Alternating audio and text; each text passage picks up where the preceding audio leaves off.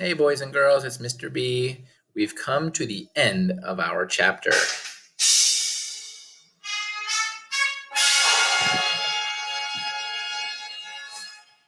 So we did it. If we were in school, we'd find a partner, we'd find some clues, we'd do this whole orange page in class together, sometimes on the floor, sometimes on clipboards, sometimes on our desk in the pillow section.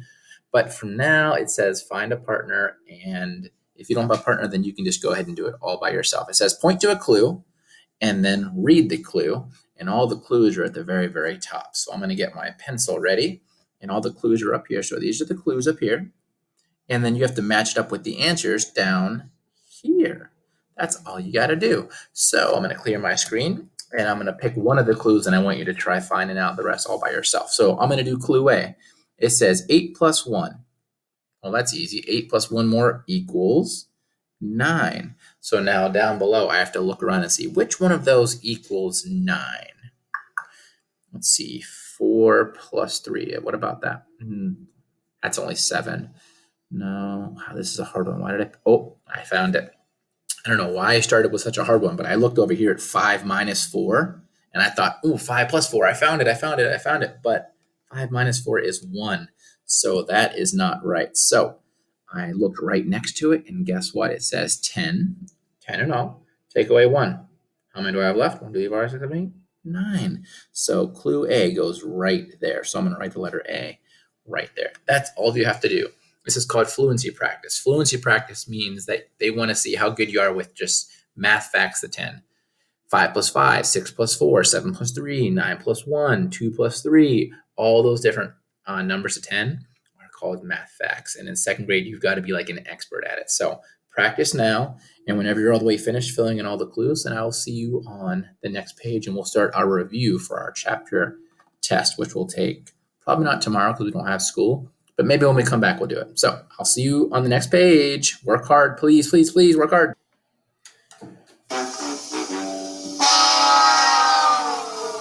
That was the sound of me losing at that game on the orange page. I was not able to find a partner, so I lost to myself. So on this page, find this now or pause it and go find this page in your packet.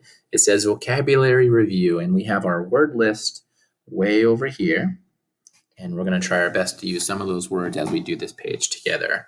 And number 1 starts with fill in the blank. So I'm going to zoom in pretty far on this one so we can all kind of read it together and see it together and really try wrapping our head around this vocabulary. So number 1 says fill in the blank. I can use blank to find out how long something is. Which one of those words do you think can help me fill in those blanks? So what can I use? I can use what?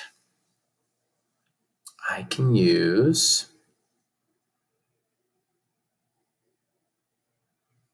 let's see, what do you think? All right, nice. I heard a couple of different answers. So it says I can use a length unit. So that's a unit. So I'm just going to write a unit. I can use units to measure. Good. And that's 2 vocabulary words right there. And I am running out of space, so I'm going to circle the words. So we use length unit and measure. So write those down much neater than Mr. B did. I can use units or length units to measure to find out how long something is. And that's all we've talked about this whole chapter. If you don't remember anything else, then remember that you can use different units, different things like pennies or thumbs or paper clips or eraser caps. Sky did that today. You can use all sorts of different things to measure objects in school, around your house, on paper, anywhere you want. So you can use units to measure things. That's what you have to remember. Number 2, fill in the blank. The blank object is the one with the smallest measurement. So let's see. We have a couple words left. We have length, longer, shorter, or shortest. Nice. It says the smallest measurement, so the word is the shortest. The shortest object is the one with the smallest measurement. So pause it if you need to so you can finish writing that one. And then we'll jump down to number 3, 4, and 5. Number 3, circle the lines that are longer than this one. All right, so I see that one blue line. And which ones are longer? Good, I see that one, so circle it. Good. Yeah, that one's pretty small. I agree. And there's one more, so circle that one too. Good job. Those are both longer than that one. Number 4, cross out the measurement that is not shorter than 19 cubes. So it says not shorter, which means it has to be longer. Which one is longer than 19 cubes? Perfect. Not 8 cubes, 32 cubes. And I wish we had more cubes to work with at home, but we don't, and that really stinks. The last one for now is number 5. Cross out the tool that can not be used to measure length. Which one can you not use to measure things? Which one didn't we use this chapter? We used cubes, or we were supposed to, that's right. What about a number chart? Did we use a number chart this chapter? No, we were busy measuring things, so you cannot use a number chart. Good, good, good. And what about cubes and string? Yeah, we just did that one yesterday. That's right. We used cubes and string and then pennies and thumbs and pencil cap erasers. So we are all done with 1, 2, 3, 4, and 5. I hope you pause the video so you can catch up, and I'll see you on number 6. Number 6 says, write something you notice about objects in your classroom. Use at least one term from the word list. So maybe we can talk about something around your house. Today, whenever I was talking with Sky, she was in her class, and she was in her classroom in her bedroom, and she was working on her math. And behind her, she had a picture on the wall as a poster. And I wish we would have measured it because that'd have been really cool. But it was a pink poster, and hopefully she remembers that. And we can say something like, let's write something about that poster. So we could say, I can measure. There goes one of our vocabulary words. When you measure something, you see how long or short it is. I can measure. Sky is an uppercase letter because it's a special name for someone. And I'm going to put an apostrophe S because we're talking about something of Sky. So I can measure Sky's pink poster. And what would we use to measure? I can measure Sky's pink poster with, all right, we can do that one, sure, pennies.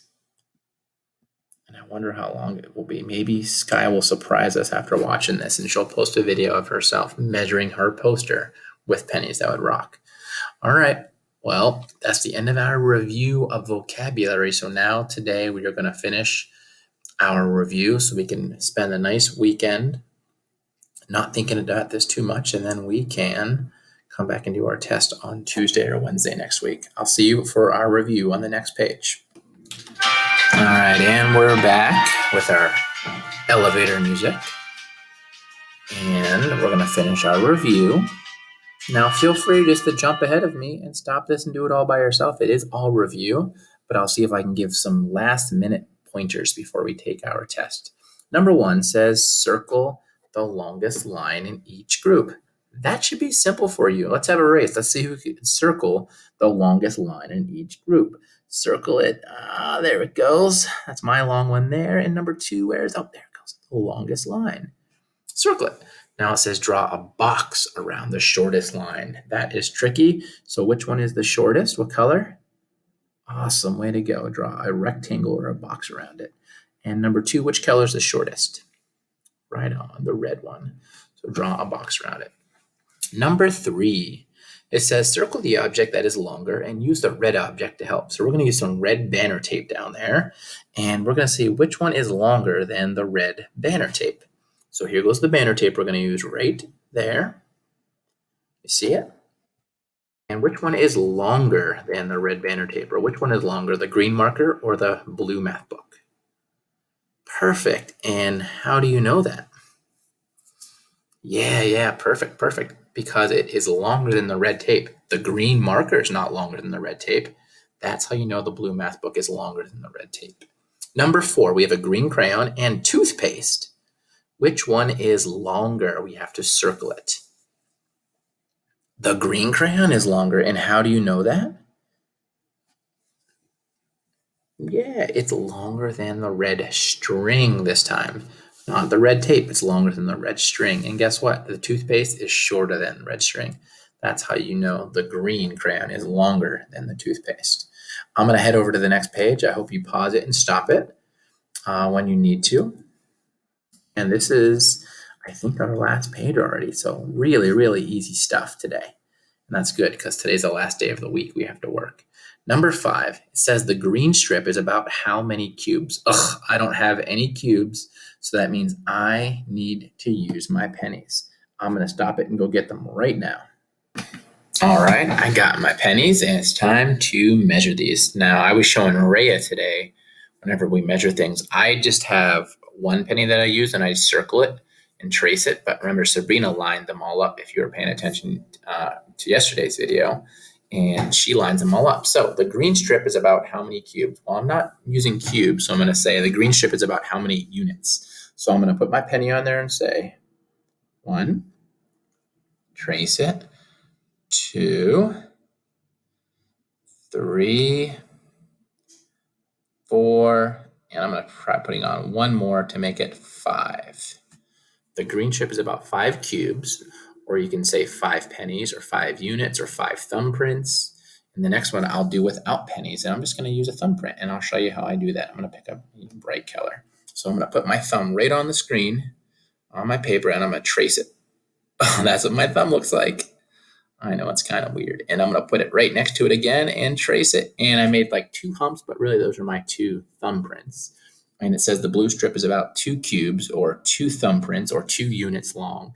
And as long as you say units, you can measure anything with anything. I can measure my computer right now with anything that I wanted to. I can measure my porch with shoes. I can measure my sandbox in our yard with buckets. I can use pencils to measure my yard. You can measure anything. Now for number 7, down below, I'm going to zoom in really far because this one's really challenging to do. We just learned it yesterday, but also it's a very difficult concept. Even if we were in class, it'd be really hard to explain this. So I'm going to try my best again, and let's get ready to rock and roll. It says choose the tool or tools you can use to measure the object, then measure the length. So cubes and pennies and paper clips and all of that, they're good to measure straight objects. But look at this worm, this yellow worm. It's not exactly straight. It has a lot of humps in it.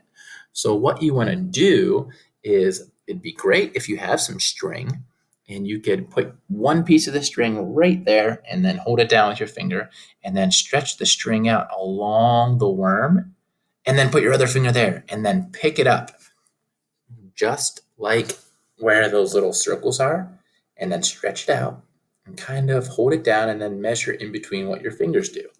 Now, I don't have that luxury right now because I'm not with you and I don't have my yarn in class with you. So instead, I'm just going to use my pennies again or my thumbprints, and I'm going to try getting an accurate measurement close to the real answer. So I'm going to take my penny and I'm going to put the first one right there for 1. All right, and I'm going to do 2. Got to trace it. I'm going to do 3. And I'm going to do about 4. So you could say this worm is about 4 cubes long. I think if I stretched it out, it would have been a little bit longer, maybe 5 cubes. But because we're not in class right now, the only thing you have to remember is that you can measure things with units. That's all you have to remember. We're going to do another review, I think, on Tuesday when we come back from our break. But we're not supposed to have any school tomorrow, and we're not supposed to have any school on Monday for the weekend. So I'll see you on Tuesday. Since I did all this with you, it would be really fantastic if you went ahead and did some of the websites that I'm going to post on Class Dojo tomorrow. Please, please, please hit me up if you need me. Sabrina did, Sky did, Rhea did. I love it. Call me back. Let me know if you need me. I'm here for you. I love you guys. See you soon.